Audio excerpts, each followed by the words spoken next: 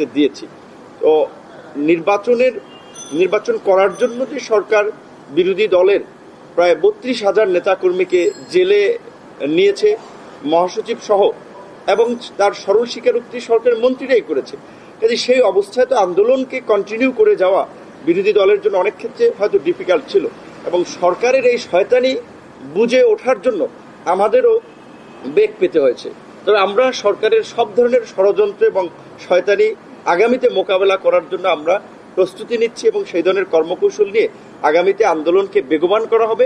এই আন্দোলনের সাথে যারা ছিলেন রাজনৈতিক দলের নেতাকর্মী থেকে জনগণ, তাদেরকে আমরা পুনরায় আবার শক্তি নিয়ে আমরা উঠে দাঁড়ানোর আহ্বান জানাবো। আপনারা একটা বিষয় স্পষ্ট জানেন যে নির্বাচনের আগে এই ৬৩টি রাজনৈতিক দল আগামীর বাংলাদেশকে কেমন দেখতে চায়, কোন কোন জায়গায় পরিবর্তন চায়, সেইগুলো নিয়ে কিন্তু আমরা ৩১ দফা একটা রাষ্ট্র মেরামতের কর্মসূচি দিয়েছি, যেখানে আমাদের অর্থনৈতিক ব্যবস্থা, স্বাস্থ্য ব্যবস্থা, শিক্ষা, চিকিৎসা, আমরা প্রায় রাষ্ট্রের সমগ্র বিষয় সম্পর্কে আমাদের একটা সম্যক ধারণা ৩১ দফার জন্য সরকারের যে অপচেষ্টা, সেটি নিয়ে আমরা সবাই সতর্ক আছি। এবং এই যে ৬৩টি রাজনৈতিক দলের যে যুগপৎ আন্দোলন হয়েছে, এই স্বৈর শাসনের অবসান ঘটিয়ে আগামীর নতুন রাষ্ট্র ব্যবস্থা গড়ে তোলা না পর্যন্ত এই রাজনৈতিক দলগুলোর যুগপৎ আন্দোলন চলবে।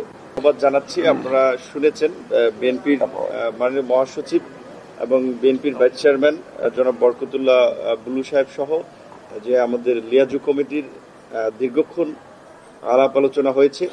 আলাপ আলোচনায় আমরা আমাদের আন্দোলনের অতীতের বিষয়বস্তু নিয়ে আমরা পর্যবেক্ষণ করেছি, এবং সেখানে জনগণের যে এত জনসমর্থন ছিল, জনগণের স্বতঃস্ফূর্ত রাজপথের উপস্থিতি ছিল, সেটা রাষ্ট্রযন্ত্রকে ব্যবহার করে সরকার যেভাবে দমনপীড়ন করেছে এবং আইন আদালতকে অস্ত্র হিসেবে ব্যবহার করে, এবং বিশেষ করে মহাসচিব সবসময় ছাত্র যুবক তরুণদেরকে এগিয়ে আসার জন্য বলেন।